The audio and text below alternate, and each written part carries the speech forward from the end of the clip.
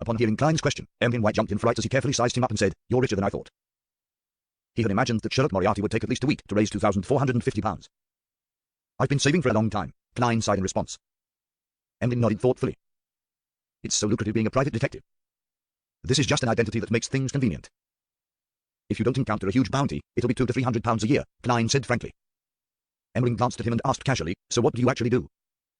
Smuggling arms? Stealing from the vaults of the rich and powerful?" For Beyonders below Sequence 7, there's not much that can be done to save up more than £2,000 so quickly, and most of them are grey areas that border on breaking the law. You, a vampire, are talking to me about breaking the law.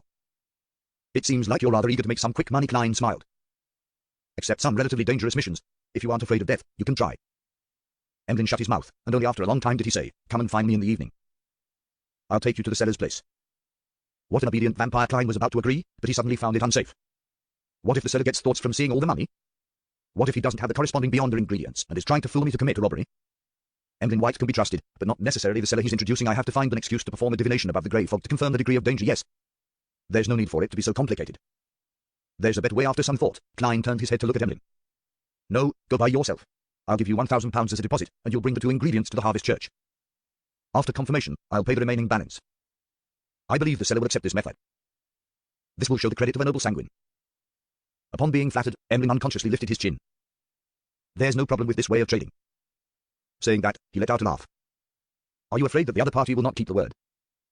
Are you more at ease in the Harvest Church? Of course, anyone would feel safe when they see a Mother Earth adorer by the side, who is over 2.2 meters tall and has exceptionally firm muscles." Klein smiled and pointed at Father Utravsky. "People who can deal with him wouldn't mind £2,000 to £3,000. Emlyn's face darkened, and he snorted. "Aren't you worried that I'll steal the £1,000 deposit?" Klein casually looked straight ahead. "Why should I be worried? You will come back here every day, making it easy to find you, and a living creature like a vampire would sell for more than £1,000. Emlyn, who had been hit in a sore spot, muttered in exasperation, "Sanguine. Do you understand? Sanguine. Also, don't call me a creature." Klein chuckled and didn't say anything as he waited for Emlyn to calm down. "We'll do it the way you requested." Finally, Emlyn reached out and rubbed his temples. Klein immediately took out the envelope he had received that morning, and he handed it to him along with the thick stack of cash worth £1,000. "See you here at 8 tonight." After counting the bills and after confirming that there was no mistake, Emlyn warily stole a glance at Father Utravsky and said in a low voice, "Mr. Private Detective, with you being in contact with a lot of intelligence and news, have you heard of an evil god known as the Fool?" "Evil, evil, you effing Woodley," Klein nearly threw out a profanity. He answered with the most normal expression, "Many people are searching for believers of the Fool recently. Are you planning on joining their ranks to obtain the relevant bounty?" Emlyn sighed and said, "No, I'm only considering whether I should ask this evil god or the evil soul to help me dispel the psychological cue. As you know, the rumors going around include his specific honorific name, and as long as it's converted into Hermes or Ancient Hermes, it's possible to get a response. What do you know about him? How much harm will he bring to his believers? Will he forcefully change the believers' views? Although it points to me, I still have to say, my dear vampire friend, you are like a drowning man desperately clutching at straws feeling mixed emotions." Klein said, "The Fool is very mysterious. Up to this day, apart from the news you already know, no one knows of his detailed situation. For example, how vast his clergy is, or what sort of corresponding prayer rituals there are. What puzzles me is that you aren't considering the 2 of your sanguine's ancestor, the ancient goddess Lilith. As long as the ritual is correct and the offerings are appropriate, she will help you dispel the psychological cue." Emlyn leaned back slightly and stared straight ahead, saying nothing for several seconds. He seemed to instantly become sullen. After a brief moment of silence, he said in a low voice, "Before the cataclysm, the ancestor had already rarely responded to prayers. Only certain special circumstances allowed us to get her help. This does not include the removal of the psychological cue. In the legends of the City of Silver, the ancient goddess, Lilith, who represented the moon, had already had her authority taken back by the awakened creator. Or perhaps she had fallen in some battle among the gods earlier on then, who is the one occasionally responding to the sanguine's pleas. The primordial moon," Klein deliberately pressed, "then, there's still the primordial moon to pray to. Many underground Beyonders have rituals that borrow his power. This is mainly referring to the Shaman King and the corresponding biological creatures," Klein added inwardly. Emlyn's lips quivered, but he didn't speak as there was an indescribable fear on his face. After a long time, he solemnly said, "I suspect that the primordial moon was impersonated by some evil god or a high-level devil. People who prayed to him mostly experience change, turning cruel, crazy, and even filled with desire. And the remaining ones, with the sanguine mainly, there is a higher chance of them losing control and becoming true monsters. There was once a powerful sanguine that tried to pray you to some danger, but she ended up turning into nothing but a hunk of meat that only knows to mate and reproduce. She, together with bulls, rams, stallions, mice, and even plants and rocks, gave birth to one strange descendant after another. Each one of them developed their own monster species. Thankfully, she was quickly eliminated along with her descendants. The primordial moon is that dangerous? There was no mention of it in the Book of Secrets. Had Shaman King Klarman's thoughts been corrupted? Fortunately, I only referenced, modified, and prayed to myself. Klein's heart raced in fright as a result of Emlyn White's description. This made him acutely realize that the hidden existences other than the 7 deities were indeed not that trustworthy. Except me, he sighed. At that moment, Emlyn smiled bitterly and said, if the negative effects brought by the fool isn't that great, praying to him might be something to consider. The only effect is that you will pay a certain amount of money for it in order to maintain his image. Klein could only pat Emlyn on the shoulder and draw a triangular sacred emblem on his chest.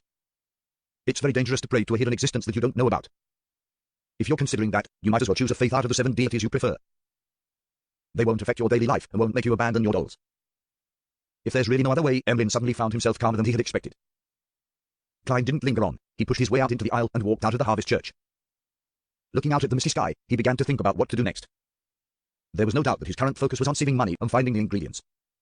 Little Sunside needs to stabilize a little more. To prevent him from being suspected again, I'll use the method of ridding a rampager's mental corruption as the promised payment. The deep sea nigger's hair can be entrusted to Mr. Hanged Man. I'll have to rely on myself for the human-skinned shadow's characteristic. There hasn't been any relevant information from Emlyn White and I have wisdom, Mr. Stinton, for over a month.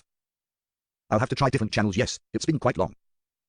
It's likely that the high-sequence beyonder of the Rose School of Thought isn't monitoring the Braveheart's bar that closely.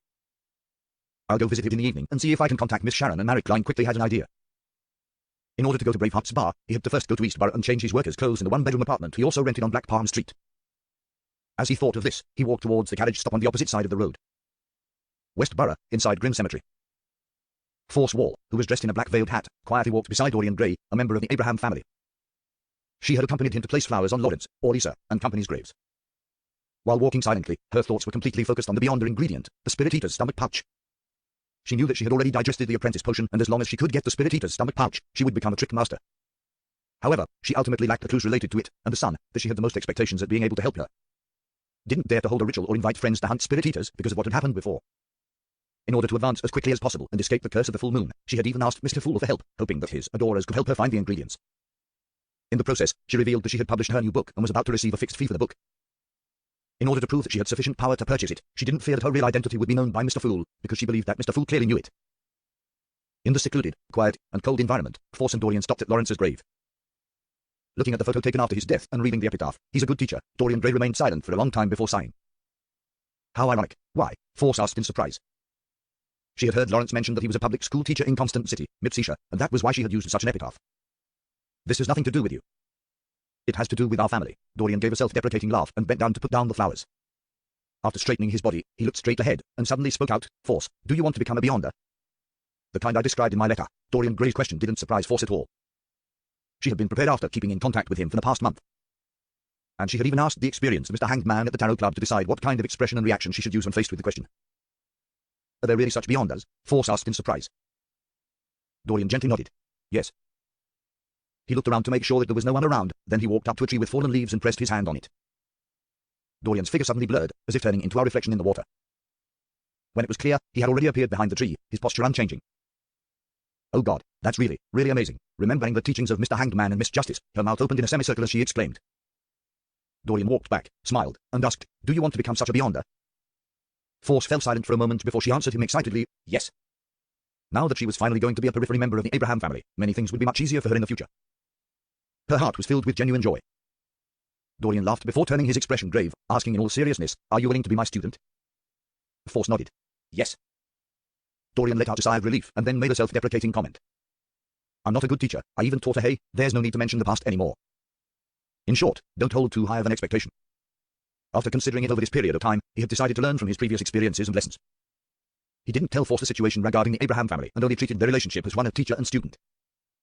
That way, he didn't have to worry about the other party coveting his family's few remaining mystical items. "No, your explanations of mysticism are excellent, really, Mr. Gray." "No, teacher." Force quickly confirmed the relationship between them. Dorian looked at the tombstone, shook his head, and exhaled. "I wasn't planning on taking in any more students, but your noble character infected me. If nothing unexpected happens, I can give you the corresponding potion today." "Today?" Force asked, surprised. Back when she went to Backland Station to pick up Dorian Gray, she noticed that he was carrying only a very small suitcase, barely enough for a change of clothes. There was no evidence that he had any Beyonder ingredients on him. Does he have his own resources and channels in Backland, ones that belonged to the Abraham family? Force made a vague guess. Her original plan was to rely on the inconvenience of the distance between them to sell off the Beyonder ingredients for the apprentice potion, and then tell him that she had successfully advanced to become a Beyonder. This way, she was able to obtain a considerable amount of cash, as well as to avoid the tragic consequence of taking the apprentice potion again and having to spend time to digest it. Yes, without explaining, Dorian pointed in the other direction. "Let's go see Lord Barrow and Orlisa first." Taking a turn, they left Grim Cemetery and returned to the house in Sherwood Borough which Force and Xio had rented. For the past month or so, Xio, who had advanced to sheriff, had been leaving early and returning late every day in order to pay off her heavy debts. She had been trying hard to get every bounty she could get, so there was no doubt that she was at the house around noon. Is there a quiet room? Dorian looked around casually. Plenty. Force led her new teacher into the activity room on the first floor. Dorian circled the room, checked the surroundings, and then asked Force to light a candle mixed with a piece of dark red sandalwood. He closed the door and drew the curtains. He walked to the candle and took out 2 bottles of essential oil and some common herbal powders. Holding a ritual, shouldn't there be 3 candles? Force curiously watched from the side and didn't rashly open her mouth, as if she was stunned by the atmosphere. After finishing the first part of the ritual, Dorian took a step back and, with a serious expression, switched to the language of ancient Hermes. I summon in my name. Special spirit bodies roaming the upper realms, the void creature that loves music, Dorian Gray, Abraham's contract companion. Whoosh! There was a sudden gust of wind in the activity room, and with a sobbing voice, the flickering candle flames were tinged with a deep blue hue. The rings of light quickly spread out, forming a door that was beyond the concept of normality. A ball of semi-illusory and half-corporeal objects flew out from the bottom of the circle of light. Its entire body was colored a milky white. There were no eyes, nose, arms, or legs around it. Only an opening which resembled a mouth cracked open over its surface. Dorian grinned, opened his mouth, and began to hum a gentle folk lullaby. The ball swayed left and right, appearing extremely satisfied. After he finished humming, Dorian extended his hand. Malmuth, give me the items that I deposited with you the day before yesterday.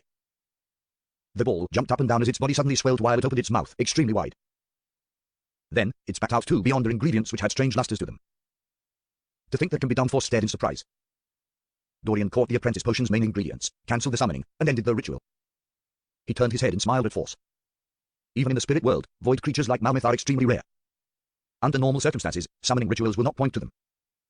An elder of a sufficiently high sequence must enter the spirit world and, after a long period of searching, make a contract with one of them. That way, it will allow subsequent descendants to complete a summoning ritual with the corresponding name. After the void creature arrives, a new contract can be made, making them closely connected to oneself and no longer summonable by others. So that's how it is. That sounds interesting, Force said from the bottom of her heart. She couldn't help but look forward to the future. If I don't consider the curse of the full moon, or how ordinary beyonders are being suppressed and constantly facing danger, exploring this wonderful world would be the most delightful thing. I hope that one day I can truly roam the spirit world. Dorian responded with a chuckle. Malmuth's greatest ability is to swallow many items into its belly without causing them any harm. It's the equivalent of a mobile, hidden warehouse that almost no one can find. Of course, it can't store too much as its stomach has limited space. Also, it doesn't like people without talent in music. It would reject signing a contract with such people. At least I can play the lyre. Just as Force breathed a sigh of relief, Dorian instructed her to get him a black stew pot. Realizing that he was about to concoct the potion right there and then, she maintained her expression, but her heart was frantically praying for an accident. I don't want to drink the apprentice potion again. That would waste a lot of time. If I had known that this would happen, then I would have been more honest. It's too late to tell the truth. Teacher Gray must have tried a divination attempt, but the outcome suffered interference. Confessing now would mean that there's a powerful person backing me or instigating me. In the midst of her thoughts, she saw Dorian turn around and hand her a bottle of the bubbling potion. Drink it and you'll become a beyonder, Dorian said in a flat but very seductive tone. Then he reassured her, don't worry. There won't be any problems with me here. Okay, Force gritted her teeth, received the apprentice potion, and drank it all in one gulp. At the same time, a thought flashed in her mind. Honesty is the best policy. The carriage stopped outside East Borough, and Klein, walking with a cane and a hat, entered the spacious slum in a relatively decent neighborhood. As he walked forward, he saw 2 familiar figures emerge from the relatively clean apartment in front of him. They were girls, one 17 or 18 years old, the other 15 or 16 years old, daughters of the laundry maid, Live, Fraser, and Daisy. The latter had once been kidnapped by Capheim and was rescued by the Dark Emperor. Daisy also spotted Klein and smiled brightly. Good afternoon, Detective Moriarty. Klein smiled and nodded before asking in puzzlement, Daisy, don't you have public elementary school to attend? At the behest of reporters like Mike Joseph and the push by the Church of the Evernight Goddess, the Backland government established a charity fund with Capheim's estate, specifically to help women and families who had been hurt by Capheim. Daisy's family took advantage of the opportunity to move from a shabby apartment in an environment with poor security to the outskirts of East Borough. They moved from 1 room to 2, separating the laundry area from the place where they ate and slept. In addition, Daisy received a bursary for attending a public elementary school, and she was delighted that the charity fund was responsible for her tuition and meals costing 3 pence a week. What puzzled Klein was that the public elementary school only had breaks on Sundays, so Daisy wasn't supposed to be here at this time. The school is very close. I took advantage of the afternoon break to return and help Fraser bring the washed and dried laundry to a client. She and Mother can't handle the workload, Daisy answered frankly. The immediate effect of her going to school was that the amount of laundry which Live and Fraser could do every day decreased, obviously lowering their family income. If it wasn't for Mike's help applying for a grant from the charity, then they wouldn't be able to maintain their present lives. Therefore, there was no doubt that Fraser wouldn't be able to enter a public elementary school, and when Daisy and Klein talked about it, her eyes were filled with unconcealed envy and pain. Despite not even being 18 years old yet, all she could do was silently watch her sister attend school. Klein noticed the detail and deliberately reminded Daisy, you really should know that your mother and Fraser are having a hard time. Treat them well.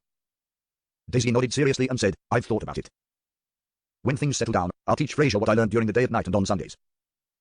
I'll be her only tutor. Frasier's eyes suddenly blinked, and she couldn't help lowering her head. Good, very good, Klein praised her before bidding them farewell in a good mood, and he turned to another street. He went to Black Palm Street to change out of his work clothes, and just after he left the apartment where he was renting a room from, he saw an old middle-aged man walk over. He asked with a kind face, Sir, have you heard of the original creator? The original creator. Klein was stunned for a moment, and then he immediately thought of the intelligence that old Gola had previously given him. Recently, there had been people preaching the faith of the original creator in East Borough, the dock area, and the factory district. It pushed the belief that he hadn't really passed away and that he existed in the body of every human being and every object. As long as one served him wholeheartedly and praised him, then not only would his believers be redeemed after death, but they would also enter his kingdom. They would also suffer tremendous improvements in their present life, for instance, having sizzling meat to eat every day. This was very close to the Aurora Order's theory of the mutated creator, so Klein had decided that it was a secret organization which was behind it. He felt that they had begun to value the vast majority of the poor after the Lanivas incident.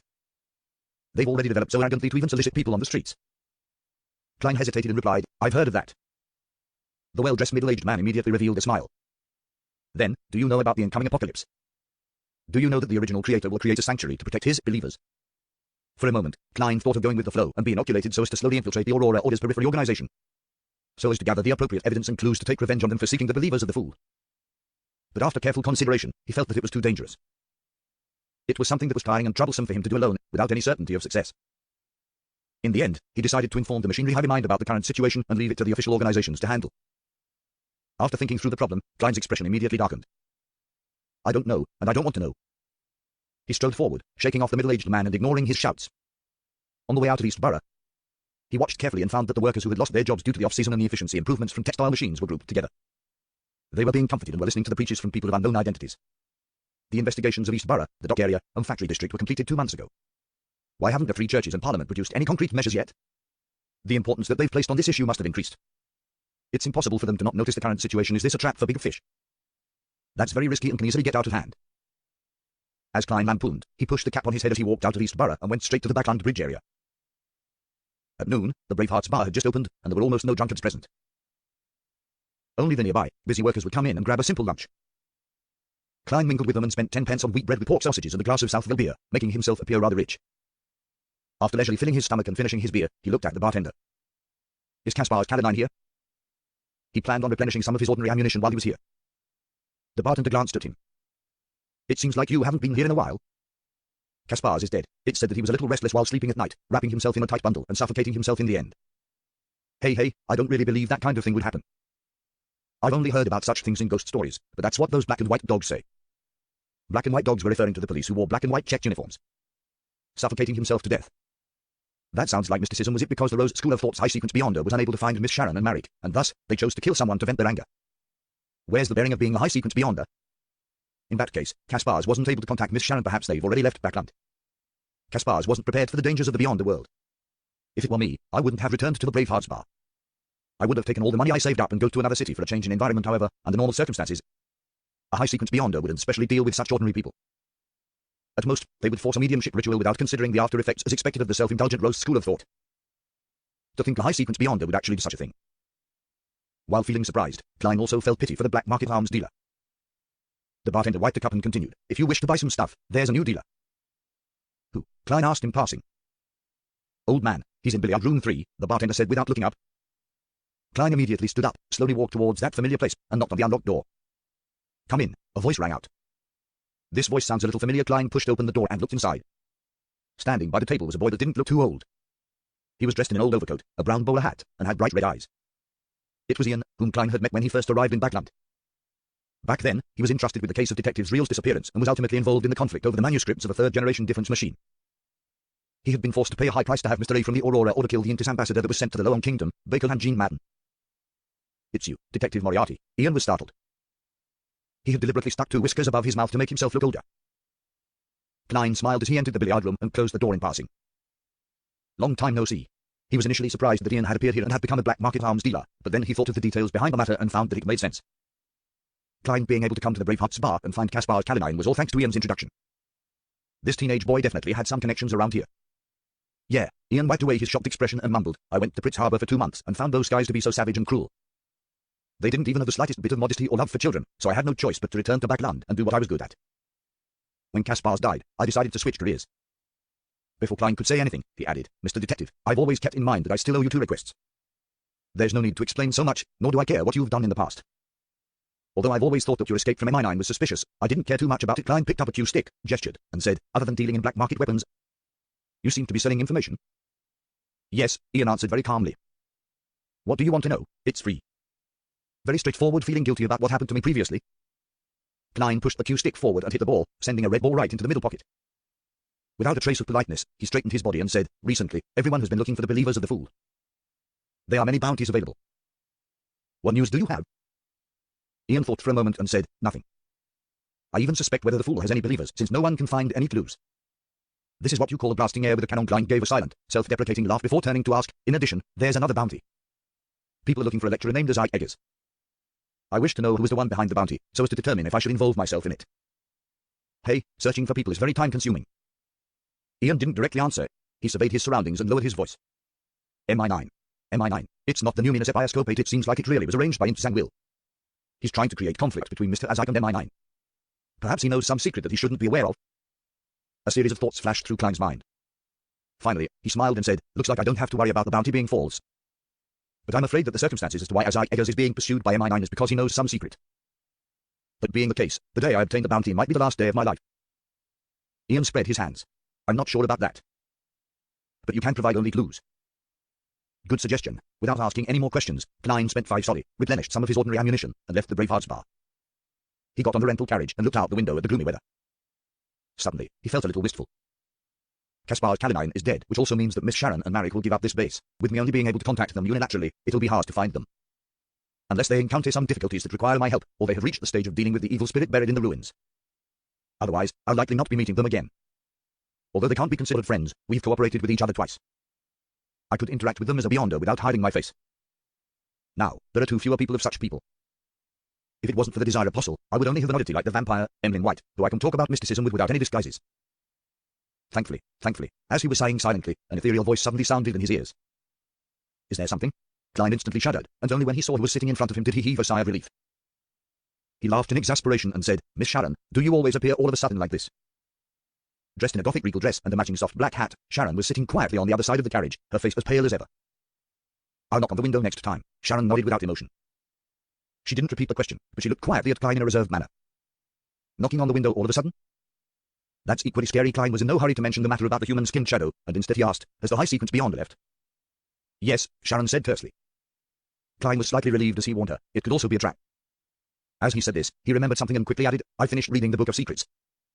And I've obtained the corresponding information from other sources that praying to the primordial moon is prone to problems. It's best not to try. All right, Sharon didn't ask why. She paused for a second and said in an ethereal voice, the primordial moon and the chained god seem to be archenemies. Because they can switch sequences. Or could there be other reasons? Klein thought as he directed the conversation to what really mattered. Miss Sharon, do you know of any places with the characteristic of a human-skinned shadow? Like a puppet, Sharon listened quietly before nodding her head. Yes, she knows. Klein was overjoyed, and quickly asked, where? In his heart, he was already prepared to pay the consultation fee. Sharon sat there without moving and said, like a talking doll, in one of the gatherings that Marek participated in, someone once discovered the tomb of an ancient noble. They explored the periphery but didn't dare to venture deep, but there were traces of human-skinned shadow activity. They hoped to recruit a team strong enough to completely explore the tomb and split the valuables equally. To seek help in a gathering of Beyonders who are not familiar with each other, how can all parties guarantee each other's credibility? What if there's no tomb at all, and it's just a trap? Klein quickly thought and asked in response, did they succeed? Yes, Sharon answered simply. This Klein temporarily didn't pursue the details. He suppressed his voice to avoid being overheard by the carriage driver. And then, after that, they never appeared again, Sharon calmly recounted. One of the members was a friend of Marek's, and he disappeared completely after that matter.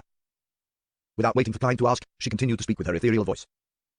Marek found some of his friend's belongings. I used the method of divination to track them down to White Cliff Town, and I found a hidden entrance to the tomb at the river bend of the Stratford River.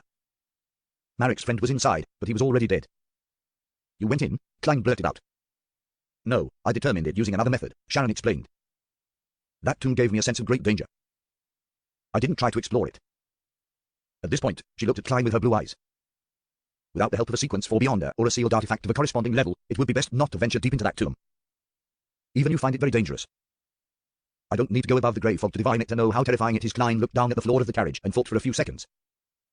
Do you know which ancient noble's tomb it belongs to? Sharon did not pause in her reply. His last name is Aemon. Aemon, a member of the family of that Aemon who had possessed Little Sun's body and almost sneaked into the mysterious space above the grey fog. Klein used his ability as a clown to control the slight twitch of his eyelids. He asked in puzzlement, "Are you sure?" At this moment, a figure appeared in his mind, a black classic robe, a matching pointed hat, a broad forehead, a thin face, black eyes, black hair, and a crystal monocle.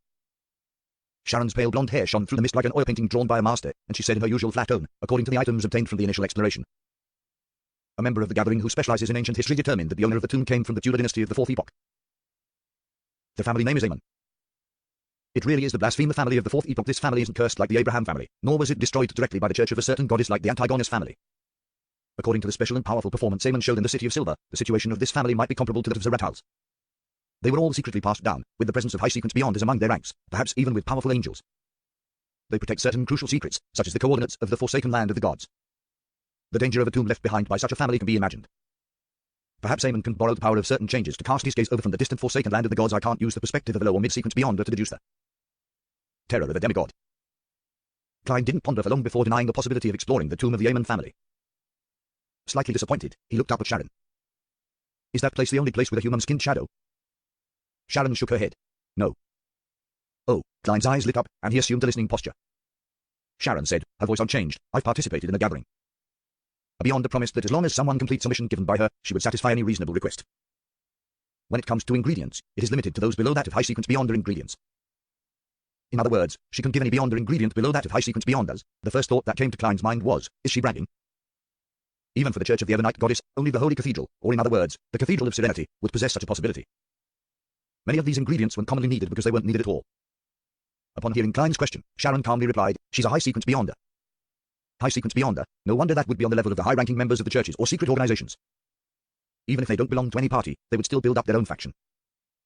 However, the promise of any type of beyonder ingredient below a high-sequence potion definitely can't be completely met. Klein momentarily had such a thought. Sharon simply added, "She said that certain ingredients would require a certain period of time." "That's more like it," Klein asked with interest. "What mission did she give?" Sharon sat up straight and dignified. "Investigate Hero Bandit Dark Emperor's true identity." Klein believed that if he had been drinking water at that moment, then he wouldn't have been able to control himself and that he would have sprayed it across from him. Who did I offend? Why am I the target of a high-sequence beyonder? He first lamented in Chinese, then he quickly analyzed the possible parties. Members of the Twilight Hermit Order. Because their Hero Bandit Dark Emperor had killed the Desire Apostle, Beria. Members of the Aurora Order. They drew links to the Fool from the tarot cards I left during the Capheim incident, and they decided to investigate the Hero Bandit Dark Emperor. Members of the three churches and MI9. Just to find out the truth about the Capheim affair. Every one of them is possible, and none of them can be ruled out. Klein didn't show any abnormalities as he deliberated and asked, "Why is she investigating the true identity of the Hero Bandit Dark Emperor?" "No one knows," Sharon replied in the simplest of terms. Klein thought for 2 seconds and said after organizing his words, "What kind of person is she?" "I want to know if I should take this mission." Sharon remained silent for 2 seconds, seemingly in recollection. Then she described, female, above 1.70 meters tall, very well proportioned, chestnut hair, was disguised, loves black leather boots, only occasionally attended the gatherings, and first appeared 2 months ago. Loves wearing black leather boots, female, high-sequence beyonder. When these 3 keywords were put together, it immediately triggered a certain part of Klein's memories. Back when he went to the Royal Museum to steal the Dark Emperor card, he had met a mysterious high-sequence beyonder in the reconstructed study of Emperor Lascelles. She only revealed her feet in black leather boots, and when he borrowed the power of the Grey Fog to escape, he ended up running into the Devil Dog due to the side effects of the Master Key and had to shout for help. Therefore, Klein Moriarty ended up meeting the female demigod again.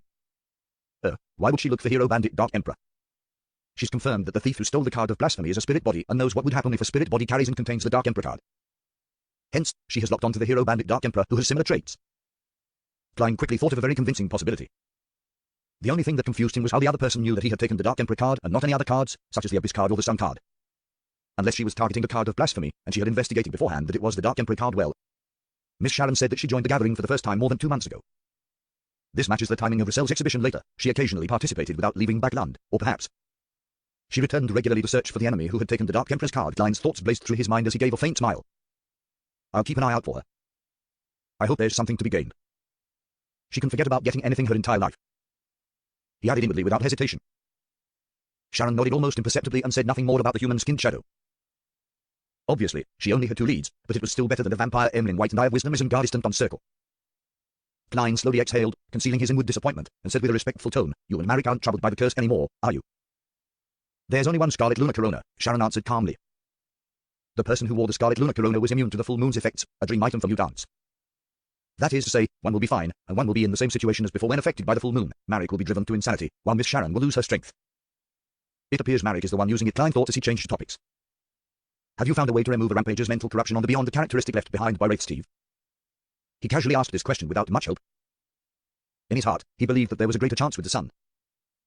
No, Sharon appeared like she was talking about someone else. Perhaps I will sell you this method in the future and hope that you have saved up your gold pounds. Klein tersely acknowledged and was suddenly unsure of how to continue the conversation.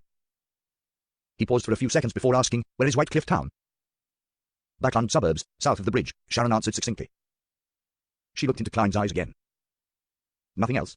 Nothing. Klein first shook his head, and then asked, can I tell others about the tomb? Sure. Sharon's figure rapidly faded before she disappeared from the carriage. Perhaps it was to conceal herself, as she never had the habit of using perfume, thus leaving behind an empty environment once more. 8 p.m., Harvest Church. After changing back into his usual attire, Klein looked around once as he pressed down on the edge of his hat. Then, he walked into the hall and headed for Emlyn White, who was standing before 3 rows of candles on the right side of the hall. At the vampire's feet was a black suitcase. Its surface was seemingly covered with a layer of the wall of spirituality. Upon sensing Detective Sherlock Moriarty coming in, Emlyn was first pleased before revealing an alarmed look. He bent down to grab his suitcase and took a few steps back, closing the gap he had with Father Yudrevsky, who was focused on praying. Are you afraid that I'll rob you of the beyonder ingredients? Klein stopped 3 meters away. Then he smiled and said, let me first verify if it's the 2 ingredients I need. Emlyn White ran his hand through his hair, lifted the leather case to his chest and undid the buckle. The wall of spirituality shattered as a result, turning into a light breeze that blew through the prayer hall. Klein, who had long activated his spirit vision, immediately saw bursts of strange and dazzling light. It was the spiritual radiance released by many beyond the characteristics. There were 2 small boxes inside the suitcase. One was made of tin and had many patterns on it. It looked Spartan and heavy. The other was only a cardboard box. Holding the black leather suitcase in one hand, Emlyn opened the slightly tarnished silver-colored tin case. The item inside looked like a yellowish-brown peel walnut with the grooves and ridges of a brain. Along with the flickering of the candle flame, its appearance constantly changed. Sometimes it would turn grey and appear wrinkled. At other times, it would turn dark brown and extremely smooth. The colors would interweave, outlining a featureless face. At the sight of it, Klein felt the power of the potion, which he had completely digested and assimilated, stir a little, like a magnet encountering an opposite pole. He was able to control his body with his clown powers as he suppressed the feeling of attraction. He knew deep down that the item was a genuine mutated pituitary gland of the thousand-faced hunter. It seems like what Emperor Cell speculated in his diary is possible, that high-sequence items of the same pathway would unconsciously draw their own mid-sequence beyonders to them, with a tendency to draw them together, although the thousand-faced hunter's mutated pituitary gland is still very far from a high sequence and doesn't have that kind of special force of attraction. It contains enough beyond the characteristics. Moreover, I've digested a sequence 7 potion. When the person and ingredients are sufficiently close, such a phenomenon will appear. I didn't notice it before because, firstly, the corresponding beyonder ingredients are of low quality, and secondly, my own strength is lacking, and I wasn't of a high enough sequence, right? Every time I digested a potion, an illusory starry sky would appear around me. There were many resplendent lights within, and they would pull one another in an attempt to converge. This might be a scene of the law of convergence of beyond the characteristics of the same pathway. And the greater the quality, the stronger the pull. Then, will beyond the characteristics of similar pathways conform to this law? Klein's expression didn't change as he recalled the records in Rassel's diary, and combined with his 3 experiences of digesting potions, he was able to determine the existence of a certain law. Emlyn White glanced at him warily, quickly closed the tin box, and opened the paper box next to it. The paper box was padded with thick cotton, and in the center of the box was a glass bottle that could hold 200 milliliters of liquid. The bottle was half empty, while the rest of it was filled with a viscous liquid that could change its color based on the change of light. Any other problems? Emlyn closed the paper box. Let me confirm once more. Klein took out a gold coin and let it spin between his fingers, as though it had a life of its own. Ding. The gold coin bounced up and fell down again, landing in Klein's palm. It was heads, indicating a positive response. Klein nodded slightly and took out stacks after stacks of notes from various pockets. They were in £10, £5, and £1 denominations. £1,450. Klein placed the pile of cash on a nearby piece of furniture. Retreat a few steps. No, 5 steps. Emlyn called out cautiously. Klein smiled, raised his hands, and took 5 steps back. Emlyn cautiously moved closer, checking to see if there was any blank paper in the stack of cash.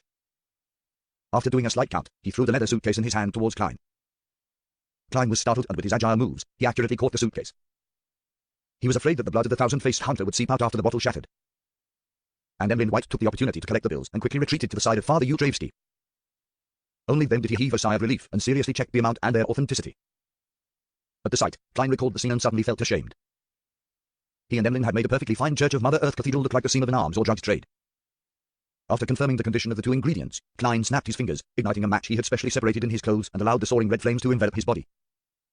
When the flames descended back down, he had already disappeared. As he often met Emlyn White at the Harvest Church, he didn't mind if Father Yudrevsky found out that he was a beyonder who had helped him eliminate his dark personality. He even felt that this would give him some form of friendship. Emlyn, who was counting the money, looked up and was stunned for a good 2 seconds. He muttered to himself in a low voice, my suitcase. My tin box. On the lamplit street, a carriage rolled over the puddles and headed for the edge of Empress Borough. Force has told her good friend, Xio Derecha, that she had a teacher and had ended up consuming another apprentice potion. After confirming that she didn't have any signs of losing control, Xio looked outside the window at the gas lamps, which were much taller than she was, and asked in puzzlement, "I've always wondered why they're preserved as ingredients and not as a potion. Your teacher could have concocted the potion beforehand and brought them here, so there was no need for him to do it on the spot." Force gave a faint smile and said, "I've asked him about this before. He said that there are two main reasons. One is that different Beyonder ingredients have different uses, and when they're made into a potion, they cannot be used flexibly.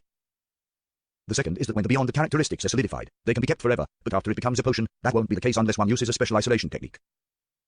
"Why?" Xio asked in surprise. "This isn't an ordinary type of medicine or Beyonder weapon in which its spirituality will continue to dissipate and weaken." Force wasn't in the mood to laugh, but she had no choice but to maintain her smile. "It's not a problem about the characteristic loss, but that once Beyonder ingredients become potions, not only can humans absorb them, even other creatures or materials without life can. It's just relatively slower. For example, if I use a glass bottle to store the potion, it might appear fine, but after a few days, the glass bottle would finish drinking the potion, becoming a special mystical item. It might even gain intelligence. Of course, my teacher said that such a situation has very huge side effects, akin to what a rampager leaves behind. The 7 churches and some hidden factions have special isolation techniques, but it's rather troublesome, and they won't use it on low or mid-sequence potions." "How amazing," Xio sighed. She took another look outside and said in a low voice, "We're almost there." She and Force were here to attend the Beyonder gathering which Mr. A was holding. Force smiled while feeling her heart bleed. "I hope there's a Spirit Eater's stomach pouch." Her teacher, Dorian Gray, had taught her the acting method before he left. He even gave her the potion formula for Trickmaster and got her to attempt to find the Beyonder ingredients on her own. If she hadn't gathered all of the ingredients by the time she digested the apprentice potion, she could write to him for help. This left Force in a rather lost state. Why did I spend large sums of money to purchase the Trickmaster formula and the acting method? After now, the greatest and invaluable help the Tarot Club has given me were the things Mr. Hanged Man and Miss Justice taught me to take note of, as well as Mr. Fool's interference in divination. Otherwise, teacher would have long discovered a problem with me, and I wouldn't have become his student. Sigh, I'll just consider it is the price for neutralizing the full moon's curse. As the thought crossed her mind, Force suddenly noticed that the house where Mr. A had his gathering held had visibly collapsed, and there were even scorch marks in many places. There was a fierce battle here who dealt with Mr. A, an official organization. Force immediately signaled to Xio and instructed the carriage driver outside, "Not here, 2 more streets up ahead." Aurora Oilers base found. Terrorist organization suffers severe setback. The next day, Klein saw this article the moment he flipped the newspapers open. Let's hope Mr. A died in this ambush. He drew the crimson moon on his chest in solemnity. He had already thrown the 1,000-faced hunter's blood and mutated pituitary gland from last night above the grey fog to ensure that they wouldn't be lost. "Even if I die, they won't be lost," Klein chewed on a piece of bacon with great ease. After last night's transaction, his cash reserves had fallen back below £1,000, leaving him with only £735, which was only enough to buy a deep Senegal's hair. After that, he didn't have the ability to purchase the human skinned shadow's characteristic. Without any better clues or money, Klein rested at home the entire morning. After lunch, he dressed up and headed straight for the Backland Bridge area. He had previously made an agreement with Carlson of the Machinery Hive Mind to find him at the Lucky Barn near the West Lane dock if he had any intelligence. If the intelligence was especially important and Carlson wasn't there, he was to go straight to leave the cathedral. After all, Sherlock Moriarty wasn't a member of a secret organization, so there was no need for caution. There weren't many customers at Lucky Bar in the afternoon, so Klein instantly saw Carlson sitting and drinking alone in a corner of the bar. He walked over, knocked on the table, and reported with a suppressed voice, "Many people in East Borough are spreading the faith of the original creator." Carlson sipped some alcohol brewed from pure malt and replied noncommittally, "I'm aware." As expected, Klein commented silently before smiling. "I have a clue regarding a 4th epoch tomb of a noble." "Ah." The glass in Carlson's hand paused as he looked at Klein in surprise, and he unconsciously nudged his thick glasses. But he noticed that Detective Sherlock Moriarty wasn't continuing to describe the matter, but looking at the bartender a few steps away while saying with a smile, "1 glass of Southville beer." Seeing the white foam of the Southville beer being placed in front of Sherlock Moriarty, Carlson finally came to his senses. It was only when the bartender was a certain distance away from them did he ask in a suppressed voice, "What do you want?" Klein picked up his glass and took a sip. He took a few seconds to savor the bitter taste of the malt and the faint sweetness from it. "Cheers!" He looked sideways at Carlson and smiled before raising his glass. Without hesitation, Carlson shook his head and refused the offer, mumbling, "You have beer, while I have strong distilled liquor. It's not suitable for a toast." Klein was only going through the motions, so he once again took a sip of his Southville beer, looked straight ahead, and chuckled. "What I want is very simple. I'm not sure what's inside the tomb, so I can only describe it rather vaguely well. I hope that I can choose an item from the spoils of your tomb exploration. I'm not greedy, and my request will not involve high-sequence items. I wouldn't dare to take it even if they were one of the options. If you find nothing or there are only high-sequence items, then I don't want anything. Of course, I believe that when the latter happens, you wouldn't be stingy with giving me a sum of cash that's consistent with my contribution."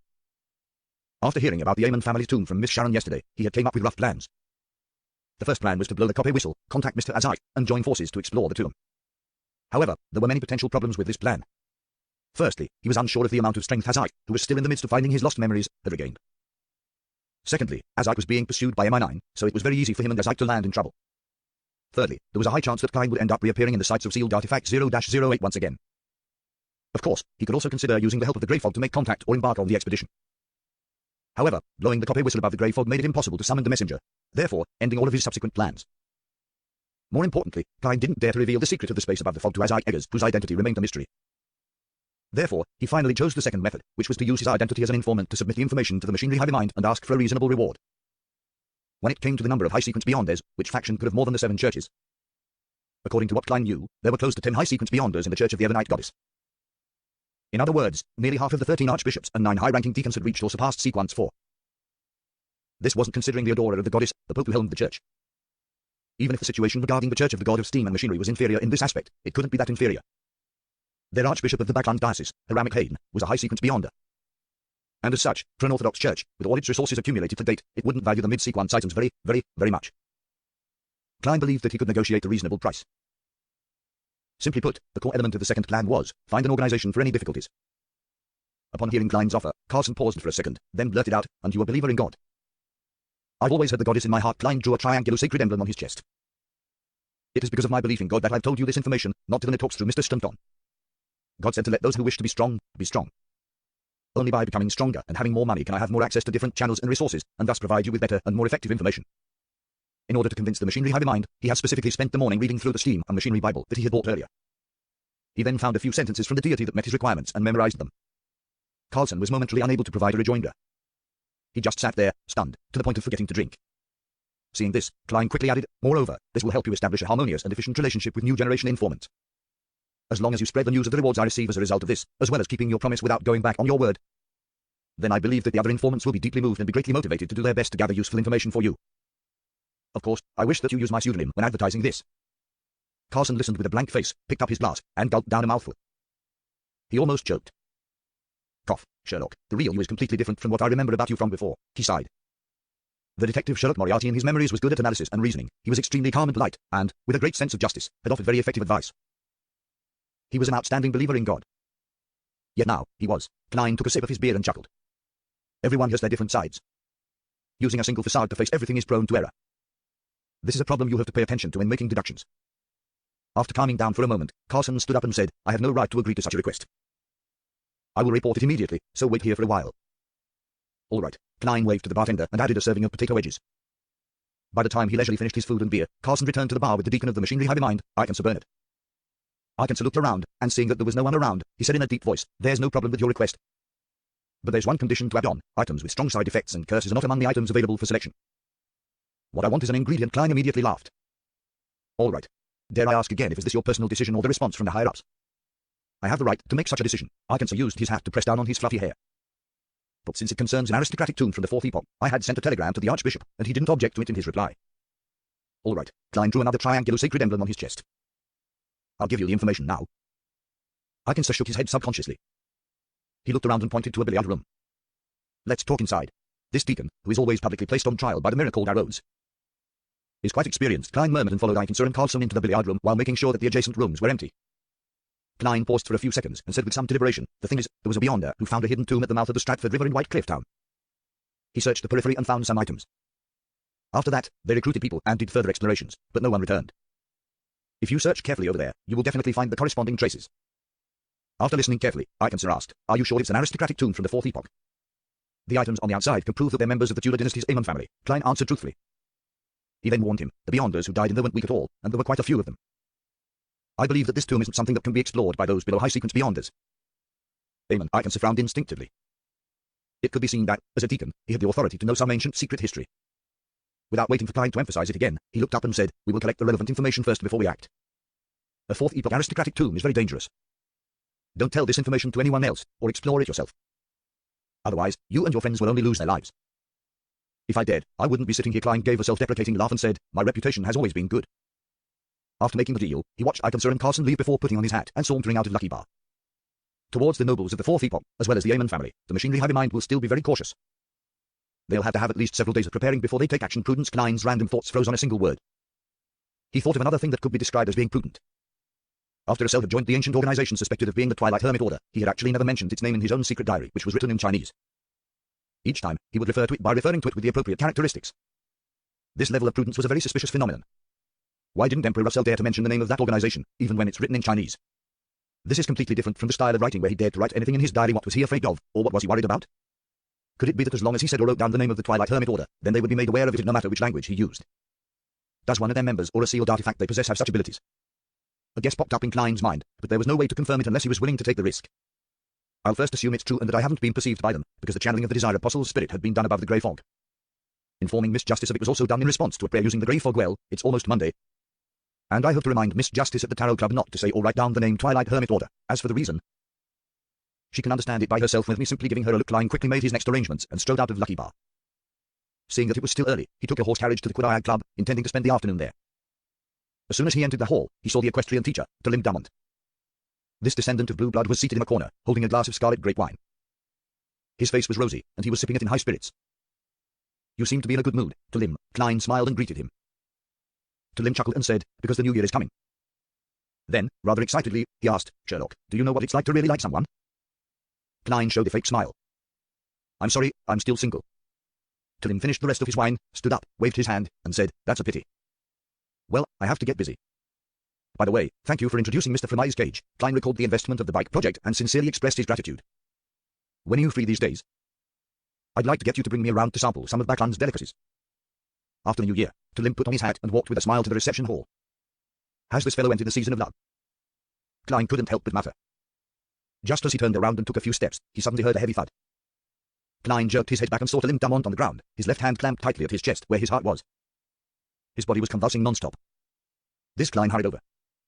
But at this moment, Talim had already spat out all of the white foam on his mouth, losing his last breath of life. In just a few seconds, he had turned into a dead corpse. This wasn't the first time Klein had seen someone familiar die in front of him, but it was the most abrupt and unforeseen death. The expression on Talim Dumont's face when he had asked about what it felt to really like someone was a vivid expression of hidden excitement and flaunting, but one which couldn't be directly shared due to the need of being careful as a result of certain factors. That was too fast. Normal diseases do not cause death so quickly. Klein's expression was solemn as he lightly tapped his molars to activate his spirit vision. He dropped to one knee and crouched down. He saw Talim Dumont's aura and the colors of his emotions fading rapidly. Furthermore, there were strands of black gas wrapped around his heart like a snake which were gradually dimming. A beyond ability similar to a curse. Klein instantly made a preliminary conclusion. At this moment, a nearby red-vested attendant and a servant girl in a black and white dress ran over. They looked at the dead body on the ground in horror. His eyes were wide and round, and the corners of his mouth still had remnant white foam. Klein closed his eyes and instructed in a deep voice, go to the nearby police station and tell them someone died here. Yes, Mr. Moriarty. The red-vested attendant immediately turned around and ran out the door, so flustered that he even forgot to put on his coat. Under the watchful gaze of the crowd, Klein didn't check Talim's belongings, nor did he try to pull out a few strands of hair for a divination attempt when he wasn't around anyone. His identity was already considered semi-official, so he could use the power of the machinery hive mind to conduct a follow-up investigation. There was no need for him to act as a lone hero. Thinking of the many times he had played cards with Talim Dumont, and how he had introduced clients and investors, and the love story that had been hanging in his mind for so long, Klein couldn't help but take a long, slow, deep breath. Who's Talim's murderer? Which beyonder, who's adept at curses, did Talim offend? Judging from his attitude today, he should be in a very happy and calm state, completely unaware of the fact that he has provoked a terrifying character. Questions flashed through Klein's mind, but his lack of understanding about Talim Dumont resulted in a lack of soil to nurture any inspiration. When the police arrived, he was questioned as a witness, and that wasted quite a bit of his time. It wasn't until all of this was over that Klein had a chance to leave Hillston Borough and head back to Lucky Bar in the Backland Bridge area. Carlson was still there drinking, the only difference being that his drink had been exchanged from a strong distilled liquor made from pure malt to golden, frothy beer. Klein raised his right hand, covered his mouth, and squeezed over. He lightly knocked on the table and said, "Is your job to drink here every day?" Carlson jumped in fright as he turned his head, relaxing only when he saw that it was Sherlock Moriarty. "You what is it now?" This reaction is very familiar. Klein sighed silently and said gravely, "There is a case involving beyonders." Carlson looked around and saw that Lucky Bar already had quite a number of patrons. They were either hovering over their glasses or eager to fight in the ring. "Follow me, let's play a round of billiards." Carlson nudged his thick glasses and carried his beer to an empty billiard room. Klein followed, closing the door behind him. "Your alcohol tolerance seems pretty good," he said in passing. "No, I just drink very slowly." Carlson put down his glass and picked up the cue stick. Then, he added inexplicably, "And I'd like some alone time lately." "I don't care about Mac." Klein pursed his lips and said, "I encountered a death at the Quadiag Club in Hillston Borough. That was a friend of mine, a noble descendant, and an equestrian teacher. He's usually healthy and had recently been in a very good mental state, but just now, he suddenly died in front of me. It looked like a heart attack, but my spirit vision told me that he might have been cursed." "You're adept at spirit vision?" Carlson asked subconsciously. "What sort of details did Mr. Stunton fabricate for me?" After becoming a machinery hive mind informant, they never even asked me which pathway I was, or which sequence I'm at, nor did they try to find out about my origins and background, of course. Letting an informant keep certain secrets of their own is also a common tactic used by official organizations, Klein frankly responded. Yes, the chest of the deceased had some decaying, illusory black gas. It does involve the possibility of a curse in the beyond. Carlson didn't ask further as he slowly nodded. Hillston Borough was the territory of our machinery hive mind. In the northwest of Backland, which was the heart of the metropolis, Empress Borough and Sherwood Backland came under the mandated Punishers jurisdiction. The western and northern areas came under the Nitorks, and Hillston Borough and Backland Bridge area came under the machinery hive mind. Having said this, Carlson looked at Klein and attempted to confirm the details. What deity does your friend believe in? After thinking carefully for a few seconds, Klein replied hesitantly, the Lord of Storms. A believer of the Lord of Storms, is he the only deceased? Carlson asked with a frown. Yes, Klein gave an affirmative answer. Carlson shook the cue stick and sighed. We have no right to take the case. This is under the mandated Punishers. But I will pass on your information to them. In the Loam Kingdom, the principle of jurisdiction over beyonder events was first to divide them according to their beliefs. If they involved the followers of multiple deities, then it would be decided according to who held jurisdiction over the area. Klein was no stranger to this.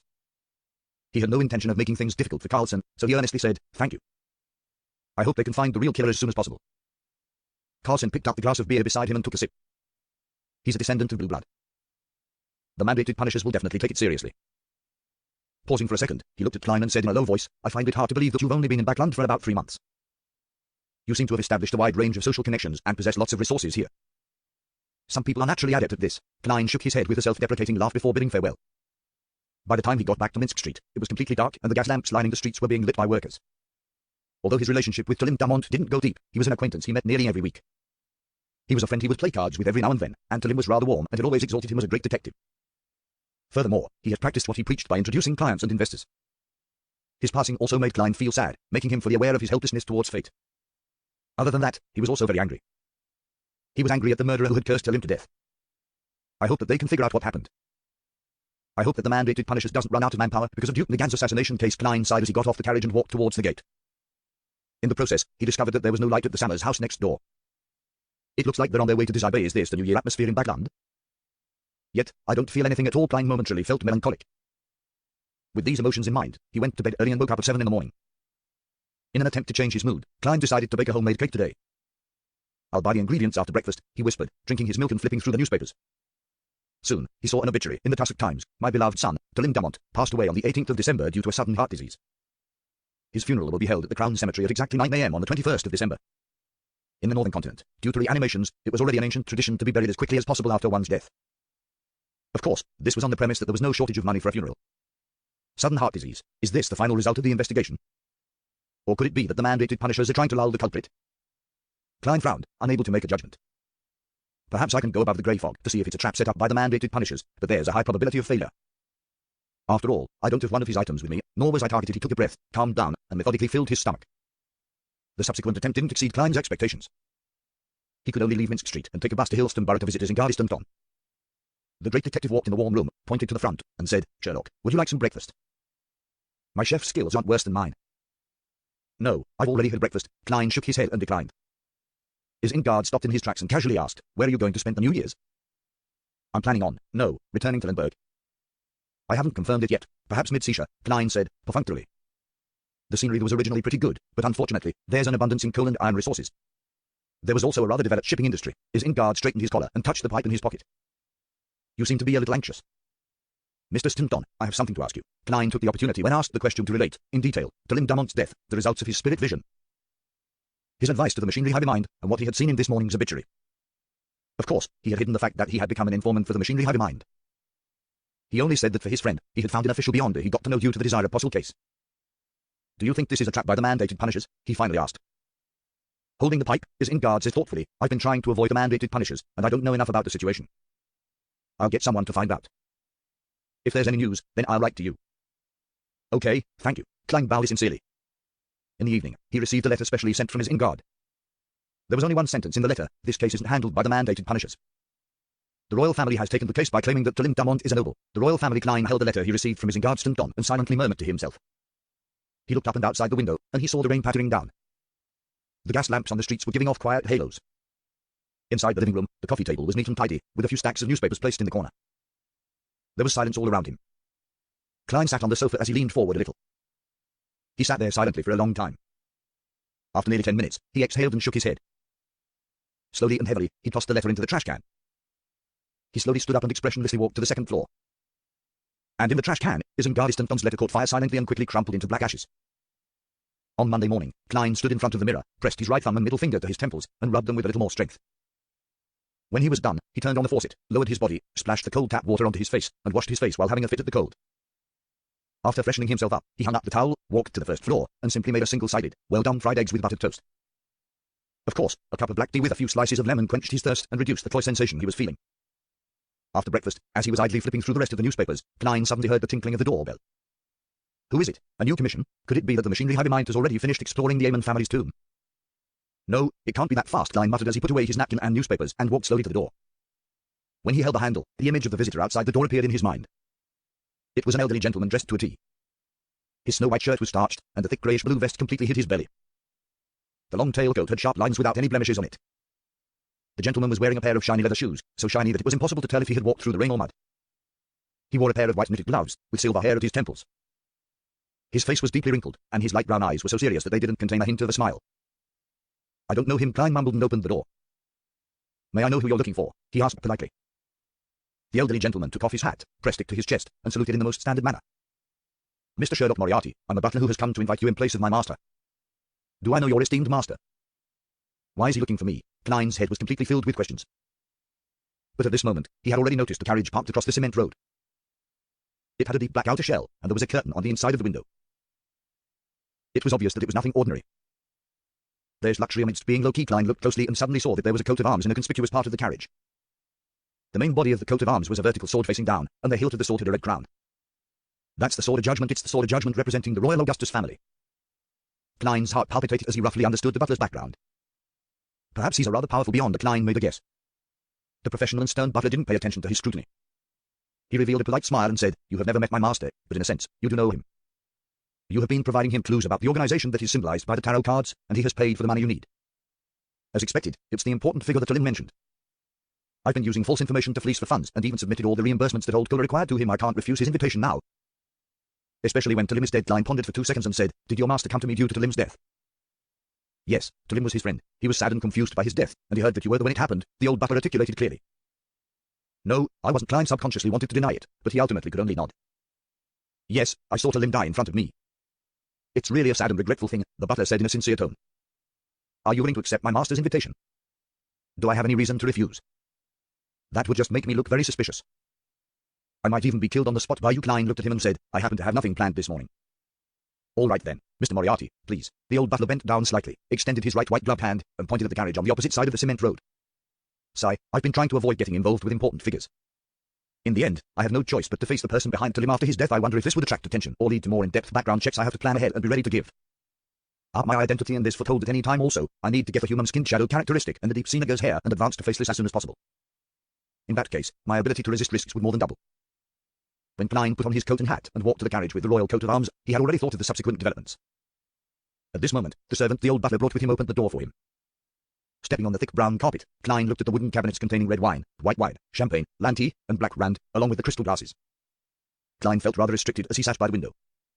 Lanty referred to strong distilled spirits made from pure malt. There were many types, such as the sailor's favorite Lanty Bluff. The bottles displayed in the cabinets were obviously of high quality. As for black rand, they referred to strong distilled wines mixed with other fermented grains, which, like Lanty, was something unique to Lowen.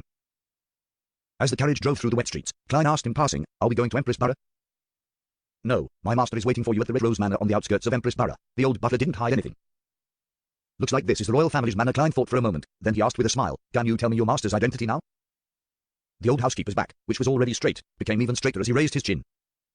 He is the descendant of the founder and protector. He's the grandson of the Might Wielder, the 5th son of His Majesty, Duke of Lastings, His Highness Prince Edisake Augustus. So it's the 3rd prince, the 2nd youngest prince. But he should be around 21 to 22 years old. Klein recalled what he had seen in the occasional descriptions in the newspapers and magazines at the Quidayag Club. The horse carriage passed through one street after another, going from an artificial lake to the northwest. After more than an hour, they finally arrived at an extremely large manor. At the entrance to the manor, Klein was inspected by 2 soldiers in red military uniforms and white trousers. He didn't hide the existence of his gun holster and revolver. He believed that there were definitely people around Prince Edisake who could tell that he was carrying a gun, and that it easily made things worse if he fooled them with illusions. In any case, the prince knows that I'm a private detective. So his subordinates definitely wouldn't send guests to the police station just because I was illegally in possession of a gun. Klein watched as the soldier took the gun holster and revolver before. He was informed to take it when he came out. After 2 more inspections, Klein followed the old butler, went around the main house, and came to a wide area with hills and flowing waters. The only drawback of this place was that the vegetation had long since withered away in the dead of winter, leaving nothing but desolation. Tap, tap, tap. Several horses came running from the distance and stopped in front of them. A young man in white trousers, high-heeled black boots, a fitted shirt, and a dark rider's tunic nimbly dismounted and walked over. Everyone else followed closely by his side. He removed his helmet from his head and smiled at Klein. "I'm finally meeting you, Detective Moriarty." Upon seeing this, Klein's eyes lit up. It wasn't because of how handsome he was, but because he looked like the Henry Augustus I imprinted on 5-pound notes. Edisake Augustus also had a rotund face and a pair of slender eyes, but he didn't look serious at all. Instead, he always had a smile on his face, looking young and spirited. "I didn't know that you, Your Highness, were the one who entrusted me with the task," Klein bowed. Holding a horsewhip in his hand, Edisake weighed it in his palm and chuckled. "I heard that you played an important role in the serial killer and Desire Apostle cases. Talim's recommendation was indeed good. Sigh, who knew that he would be gone days after I was horse racing with him. He has gone to the kingdom of storm and lightning. Since the founding of the kingdom, the Augustus family had always believed in the Lord of the Storms." Without waiting for Klein to answer, he said with a heavy expression, "The investigation into Talim's death didn't go through me, Mr. Moriarty. I want you to help me discover the truth. The conclusion given by the rest of the royal family. Your 2 elder brothers. This sudden level of infighting isn't something I can handle also, Your Highness. Your style is really direct Klein's side. I'm sorry, but I'd still say that Talim died of a sudden heart disease." "Is that so?" News came from the mandated punishers that a detective by the name of Sherlock Moriarty had testified that Talim had signs of suffering from a curse. Prince Edisake chuckled. Klein could only respond with a wry smile. "Your Highness, you should know the principles I adhere to. I still wish to live another 50 years. "Wasn't Talim your friend?" Prince Edisake asked. Klein was at a loss for an answer when a maid suddenly came from the main room, quickly approached the prince, and whispered a few words. Edisake's face stiffened. "Tell her that she's not to go out." After he finished speaking, he took 2 steps forward. His serious expression softened, and a hint of softness and helplessness appeared in his blue eyes. "But I will permit her to leave the room and walk around freely in the manor." The scene before his eyes reminded Klein of the romance story which Talim Dumont had told him. His noble friend had fallen in love with a commoner woman and was insistent on marrying her. However, being in the top circle of the aristocracy, the marriage was absolutely prohibited. Talim had been vexed over this matter, and he had even considered the prospect of hiring a murderer, but in the end, he managed to persuade the woman to leave his friend on her own accord. Could the main character of this story be Edisake Augustus? The situation is very consistent in all aspects. As a prince, marrying a commoner is practically treason in this era. Since the founding of Loan, the spouse of a direct descendant of the Augustus family could only be a noblewoman. From what I've just heard, Edisake has brought the commoner woman back. And he has even grounded her as punishment. True love in a split second, the story of a tyrannical prince and a pitiful frail white flower took shape in Klein's mind. He looked into the distance, enjoying the midwinter scenery. That's not what it really looks like. When spring comes and the grass sprouts, you will see a golf course of the highest quality. Prince Edisake dismissed the maid, raised his whip, and pointed around. "Golf?" Klein asked, simultaneously knowing the answer to his question. Prince Edisake motioned his guards and attendants away, leaving the old butler and Klein to follow him by his side. He strolled on the desolate plains, chuckled, and said, "Yes, golf. This is a truly aristocratic sport that even the owners of most magazines and newspapers have a hard time getting involved in. Although I don't like Russell, I have to admit that the fantasy-like ideas he had have given us a world with plenty of fun. If you can figure out the truth to Talim's death, this place will always be open to you." It was indeed Russell. Klein let out a light breath. Seeing that he didn't respond, Prince Edisake continued to lament. "There is much to learn from Russell in every way, but his attitude towards feelings makes me sick. Of course, this is the common nature and style of most of the Intis aristocrats, and it's also the source of their infatuation with luxury and debauchery in their lives." Looking ahead at the slow stream, Edisake said in a mature tone that was beyond his years, 99% of people are not geniuses like Russell. In order to succeed and establish a great enterprise, one must first understand what they really want, and for that, they must be willing to pay the price and never turn back while persisting all the way. As he said this, his tone became slow as he laughed at himself and said, "Before this year, I had always thought that I liked the daughter of Earl Hall very much. She has perfect looks, an elegant demeanor, a rich fortune, a distinguished family, and a very powerful father. She's someone that no prince can find fault with, but now I understand that what I'm really attracted to is something that I yearn to have even in my dreams. It's a unique temperament and profound soul born from experience. Hey, I'm not saying that Miss Hall is lacking in temperament, but it wasn't what I want, admire, or like. Your Highness, your tone, attitude, and expression are now almost identical to Talim just before he died. Don't suddenly die in front of me. Even if I were to jump into the Tussock River, there's no way for me to prove my innocence. Moreover, hearing much of this makes it easier for me to be silenced. Do you want to tie me to your chariot?" Klein felt a little afraid for some baffling reason. He cleared his throat and took the initiative to change the subject. "Your Highness, with your status and identity, you will certainly not lack subordinates. There are many people who are willing to investigate Talim's death for you, so why do you need me?" Edisake shook his head and chuckled. "As a prince, I have as much power as the little freedom I have. There are many things I can't let the people around me do, as there are too many eyes on me. You're a great detective with brains, and you have a good relationship with Talim. You were there at the time, so I don't think there's anyone better suited than you. Don't worry, if there really is a problem, then I can definitely guarantee your safety. Such a promise is like toilet paper in the bathroom. Klein couldn't help but silently hand-pull. With Prince Edisek already saying this much, he felt that there was little chance of him leaving Red Rose Manor if he refused again. He could only sigh and say, actually, I'm as angry as you are about Talim's death, but reality has kept me calm. Edisek smiled. What can I do for you? Talim's hair, either his flesh and blood, plus something he carried around with him. Klein made the request. Okay, then I'll have these delivered to your house. Edisek agreed at once, and then asked curiously, that's all? Klein didn't stand on ceremony. I will only know what kind of help I need when I have a preliminary lead. Your Highness, it's best that you give me a way to communicate with you. A private detective who frequently visits this manor would definitely arouse suspicion. Edisek nodded and said as if he was prepared, I'll have someone secretly rent the house next door to you, 13 Minsk Street. When you need to make contact, write a letter to your neighbor about visiting and put it in the mailbox. As for the reward, you should know that I'm not a stingy person, even if it ends in failure. As long as you contribute and take the risk, you will still receive the corresponding income. If you do find out the truth, I'll give you a reward sufficient for your retirement. This prince does things really swiftly and decisively. Retirement, that would be at least £3,000, Klein secretly sighed. All right, may the spirit of Talim be at peace in the kingdom of storm and lightning, he bowed. Edisek nodded slightly and instructed his elderly butler, take Detective Moriarty out and back to Minsk Street. Why don't you keep me for lunch? Aren't you treating your guest in a little too arrogant a manner? Of course, it probably has to do with it being a long time before noon. Klein silently teased him. He followed the old butler all the way out to the entrance of the manor and retrieved the gun holster, revolver, and the bullets. At 15 Minsk Street, Klein stood at the oriel window and watched the carriage with the royal coat of arms drive away. Sherlock Moriarty might die at any moment. If the investigations really goes deeper, who knows? Someone might be watching me right now. Not for now. Since I haven't made any moves yet, Klein frowned and stood still. At this moment, he was extremely eager to advance the Faceless. I can't afford to wait for the machinery heavy mind's exploration of the Yeoman family's tomb.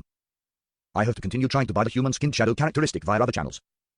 After all, no one knows how long the machinery heavy mind's preparations will take. What if it exceeds a month or even half a year? That's not impossible. They can first send people to guard the entrance and slowly gather the corresponding information so as to be certain that nothing goes wrong. It's not a bad strategy, but that's not something that I can afford to wait for. As thoughts raced through Klein's mind, he made his decision. At 2:45 p.m., he brought his newspaper into the bathroom and actively prepared for this week's tarot gathering. 3 o'clock sharp. A deep red illusory radiance rose as Audrey Hall looked around in a good mood. Last night, she had finally received the Sequence 7 Psychiatrist potion formula she had been dreaming of. Her emotions were still a mix of excitement, agitation, and serenity. Furthermore, the psychology alchemists hadn't immediately asked her to make any contributions, claiming that it was an advance. They had full confidence in Miss Audrey's outstanding ability to repay them. No new members. Audrey stood up and gazed at the very end of the long bronze table. She raised the corners of her skirt and bowed. Good afternoon, Mr. Fool, good afternoon.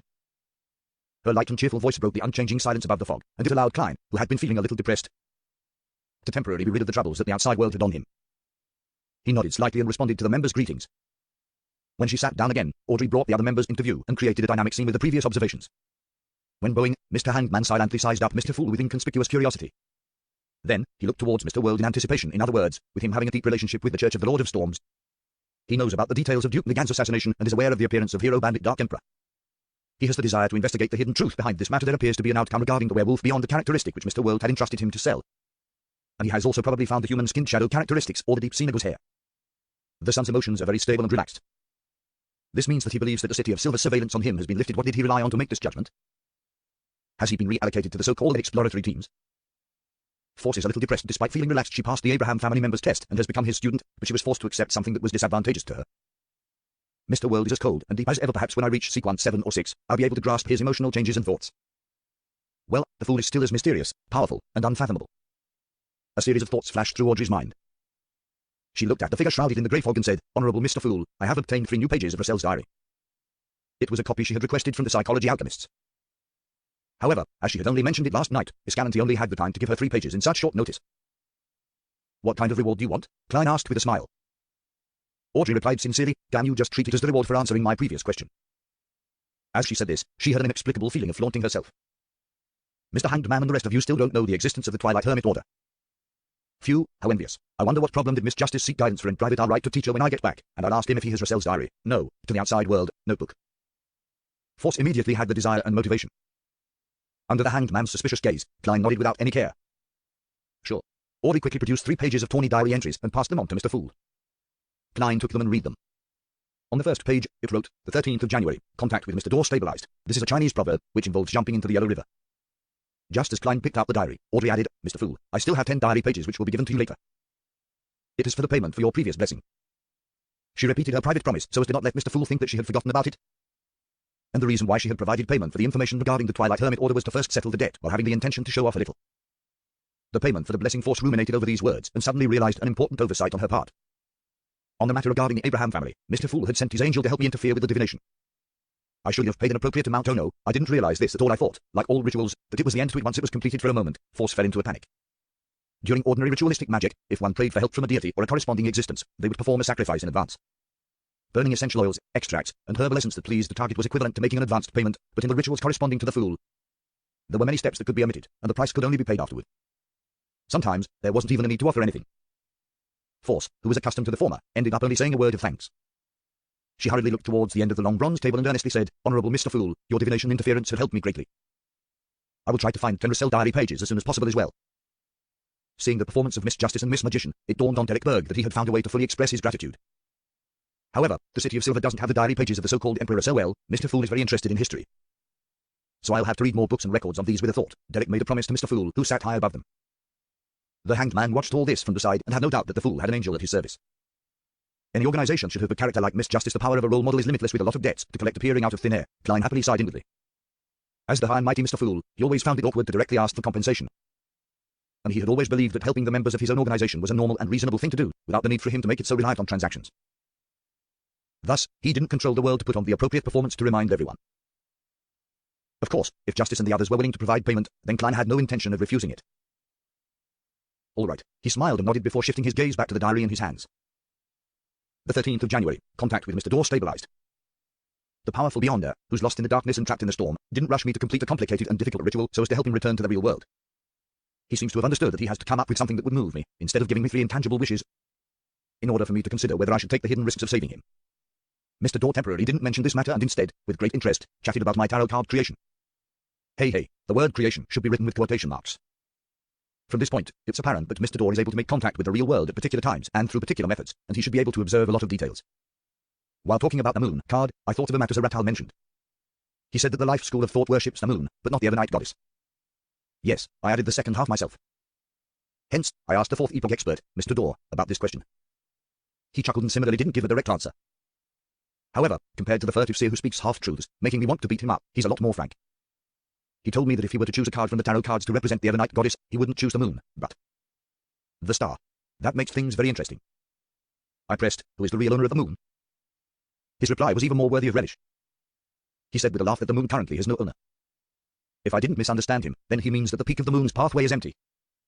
The sequence 0 is empty. That's not right. Isn't there a primordial moon?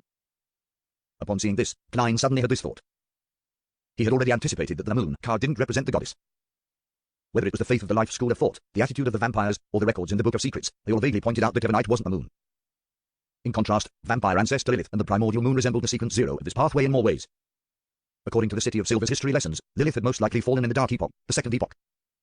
However, the primordial moon was an existence that people still believed in and sent responses to even to this day. Of course, those who prayed to her wouldn't end up, well, why did Mr. Dorr say that the moon had no owner at the moment? As seen from the Book of Secrets, the primordial moon still existed during the 4th epoch. Klein almost frowned. Soon, he came up with 3 guesses. First, Mr. Dorr didn't know enough about the hidden primordial moon, but that was a very low possibility. Second, that the primordial moon was actually the disguise of another deity, not essentially occupying the position of the moon's sequence 0 pathway. Third, that she was a sequence 1 of the moon's pathway or was in disguise and hid the corresponding sealed artifact. And one more possibility, it's the response from the moon pathway's uniqueness, Klein muttered silently. The most important Beyonder ingredient in the sequence 0 potion formula described by the Dark Emperor card wasn't all of the sequence 1 Beyonder characteristics, but something called uniqueness. Different pathways had different unequineses. A true god was unique. Other than the first guess, the other possibilities and small what is the beyond the pathway of the moon. Klein turned to the 2nd page of the diary and was lucky enough to discover that it was connected to the previous page. I continued pressing, but Mr. Dorr refused to say more. Hey, he thinks that I'll rescue him by whetting my appetite. Dream on. I hid my curiosity and scoffed at Mr. Dorr for not being respectful enough to true gods. He casually replied to me. This is the attitude the 4th epoch noble has to the deities. This guy is too good at acting. However, I really am interested in the nobility of the 4th epoch, so I took the opportunity to ask. Mr. Dorr told me that in the Tudor dynasty, there were 5 noble families, Abraham, Antigonus, Aemon, Tamara, and Jacob. Each family was known as an angel family, and they possessed tremendously terrifying strength. Angel family, just the name itself raises many problems. It really makes one yearn for it. Mr. Dorr said that the number of angel families in the 4th epoch exceeded the 5. There were the Zeratal and Zerost family, which had always been loyal to the Solomon Empire, the Augustus, Soren, Einhorn, Castilla families of the Trans-Soist dynasty, and the furtive Adriel and Beria families, as well as the demoness family which stemmed from the true goddess which was one step up from the angel families. So the last winner of the fourth epoch was the Chun-Soist dynasty, but where did their royal family go? The four angel families, Augustus, Soren, and the others, divided up the northern continent. Just as Mr. Dorr said the previous time, the strongest powerhouses in the fourth epoch far exceeds my imagination. However, most of them have been buried in the ashes of history. Even the Soren family has waned, destroyed by me. In another 1 to 2 millennia, perhaps the Augustus family might no longer exist. Only the true gods appear capable of forever illuminating the real world. Although some deities perished in the fourth epoch, they should only be few in number. This makes me think of something that was previously written in a weird novel which I memorized. It can be used here with some changes. Ashes await those who fail to become true gods. After the communication period ended, Mr. Dorr disconnected. He's like a prisoner who's released on parole for a fixed period of time. And he does know a lot. When he mentioned the Zeratal family, there was faint contempt in his tone. Perhaps I need to maintain my relationship with Mr. Dorr. Apart from the Church of the God of Steam, Zeratal, and that secret and ancient organization, I should leave another outlet. Unlike the saying, a wily hare has far more than 3 holes. When Emperor Cell was struggling in the end, he was only thinking about the organization that's suspected to be the Twilight Hermit Order. He didn't mention Mr. Dorr at all. Something apparently happened in between, so the ancestor of the Lowen royal family, the Augustus family, was actually so rich and powerful to be an angel family. However, why did the royal family of the Chun-Soist dynasty, to which they were loyal to, disappear, just like that line suddenly thought of a few things? And his desire to clear away the fog that shrouded the history of the fourth epoch and see its true appearance grew. This was also the greatest hobby of his body's original owner. Perhaps that underground relic with 2 side-by-side seats and a terrifying evil spirit will help me answer a lot of questions. Klein lowered his gaze and flipped to the 3rd page.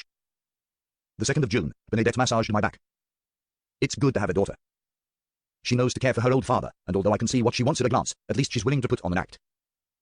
Besides, she did a good job. I asked her which beyond the pathway she wanted. She said she was undecided, but she liked the maxim of do as you wish, but do no harm. The 3rd of June, I saw Florin again. He's very different from before, as though he's a different person. No, he still had his original memories and some of his distinctive characteristics, which is enough to prove that he's him. What exactly happened to him to experience such a huge change? Perhaps a metaphor could be used to describe it more precisely. Some monsters are physical sutures, while he is a monster of mental sutures. The 5th of June, I obtained an ancient book. It actually mentions the primordial demoness's name, not one of an honorific name. Her name is Cheek, but that's a man's name. Is this ancient book fake?